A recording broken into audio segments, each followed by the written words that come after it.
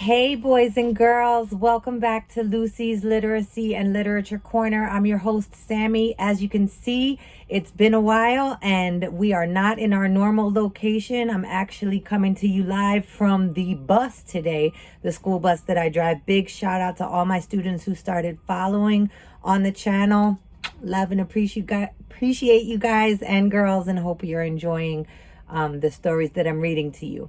So last time I read to you Tar Beach. It's Black History Month. We're just at the tail end of February. Black is still making history. The Eagles won the Super Bowl. Whoop, whoop. That's my home team. I'm from Philadelphia, if I never told you that before.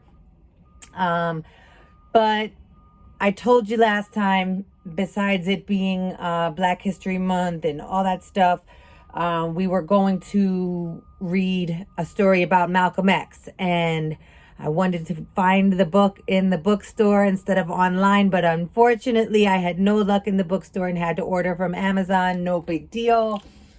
The book is in hand.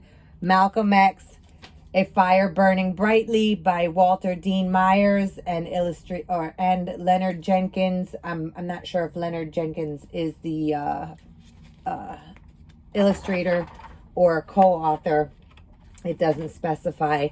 But either way, these also, like the last book, look like oil paintings that were converted into prints. Excellent artwork in here. Some really beautiful art.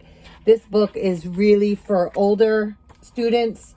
The level of depth in this true story, in this biography of such a man as Malcolm X, is intense. You know, Malcolm X's life was intense. Hence the subtitle, A Fire Burning Brightly. A subtitle is part of the title, but not the primary title. So you got your primary title, the name of the person who this is about, Malcolm X, A Fire Burning Brightly subtitle. So I think I'm just going to read part of it today and probably finish the rest another time, because it's, like I said, it's pretty heavy. There's a lot to learn about Malcolm, and it's a lot of information to digest. So Malcolm X, A Fire Burning Brightly by Walter Dean Myers and Leonard Jenkins.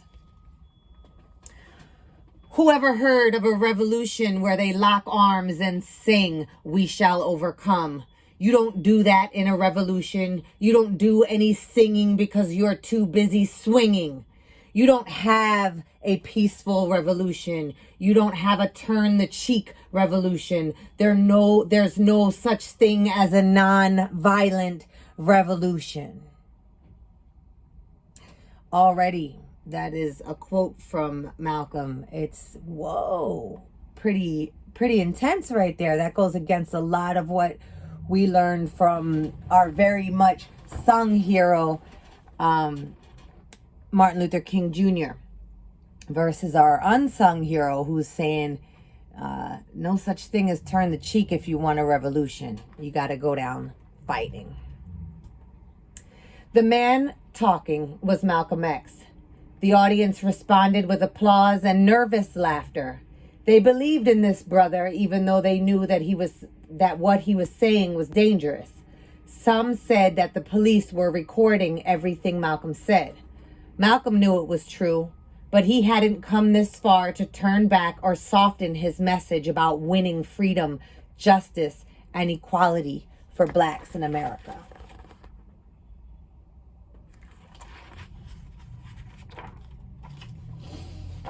Where he had come from was a small black community in Omaha, Nebraska. He wasn't Malcolm X then, but Malcolm Little, the son of Elder Earl Little and his wife Louise. Malcolm's earliest memories were of watching his father speak before black audiences in Omaha. Besides being a preacher, his father was also president of the local chapter of the Universal Negro Improvement Association, UNIA, an organization that urged black people to improve themselves by starting their own businesses and educating themselves. But jobs were scarce in Omaha, especially for blacks, and the family moved to East Lansing, Michigan, when Malcolm was 4.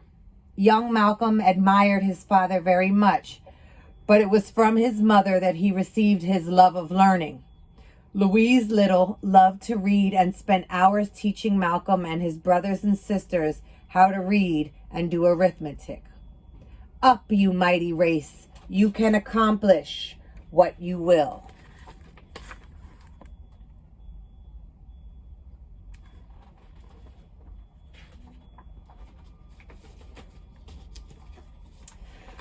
Malcolm's father knew that if his children were going to do well, they would have to be good students. They would have to understand their own history. As he struggled to feed and clothe his growing family, he also worked hard to give them a sense of pride, both in themselves and in their race. There were constant threats from people who did not like his talking about supporting black businesses and having black pride.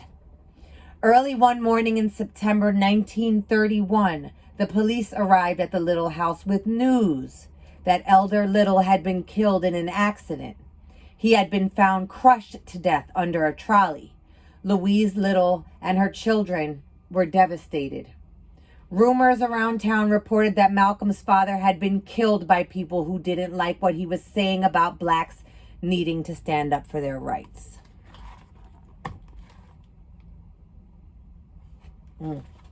So Malcolm lost his father at a very young age to an accident. Some people argue it was no accident at all, that he was intentionally pushed under that trolley car.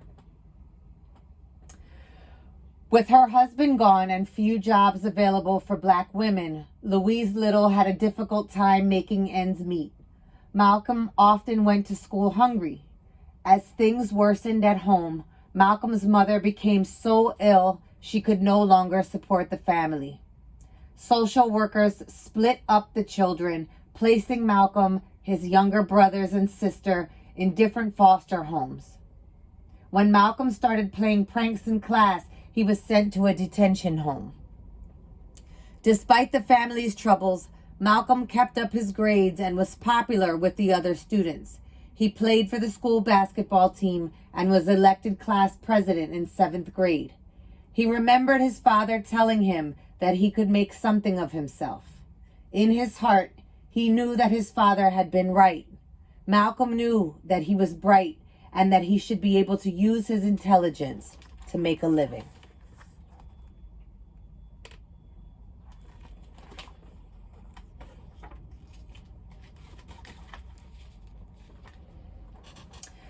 When Malcolm was in junior high school, a conversation with his English teacher had a profound impact on him. His teacher asked him what he wanted to be when he grew up. Malcolm proudly told him he wanted to be a lawyer. "We all like you," his teacher told him. "You know that." He went on to say that Malcolm should be realistic about being a Negro. "You're good with your hands. Why don't you plan on carpentry?" he said. Malcolm felt hurt and discouraged. Can you imagine a teacher saying that to you? That a teacher asks you what you want to be when you grow up, and you tell them and they say it's not a realistic idea for you, it's not a realistic job for you because of your skin color? Wow. Sounds to me like Malcolm had a really, really tough childhood. What do you think? What good did it do to be a good student at school and to get along with other kids if he couldn't be what he wanted just because of the color of his skin? Sensing that there was no future for him in Michigan, Malcolm asked his half-sister Ella if he could move to her home in Boston, Massachusetts. He left Michigan at the end of the school year.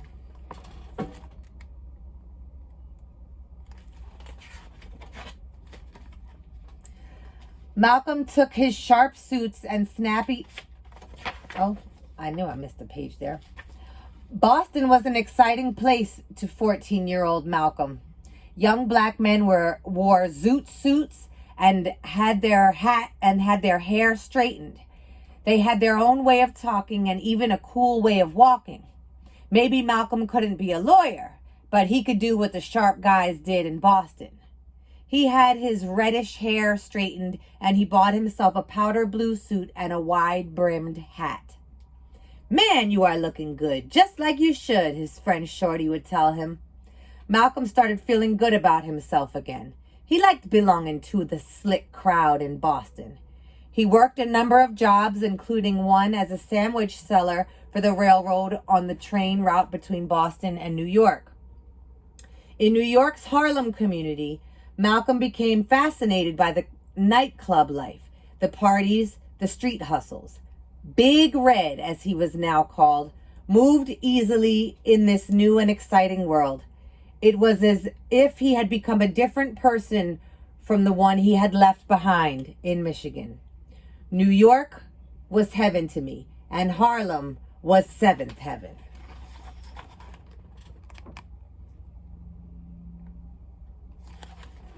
All right. I'm going to read one more page, and that is where we're going to stop, because it kind of draws the line between Malcolm's childhood and his adult life. And I think it's important to take your time and digest his childhood and think about what I want you to think about after you are done listening to today's reading, is how a person's childhood, what they go through as a child, might affect them as an adult, and why. And even bigger question, are you confined by your childhood? Does it mean that because you had a bad childhood that you're destined for a bad life as an adult? Think about that. Give me your opinions in the comments below. Malcolm took his sharp suits and snappy hats from New York's hot spots to Boston.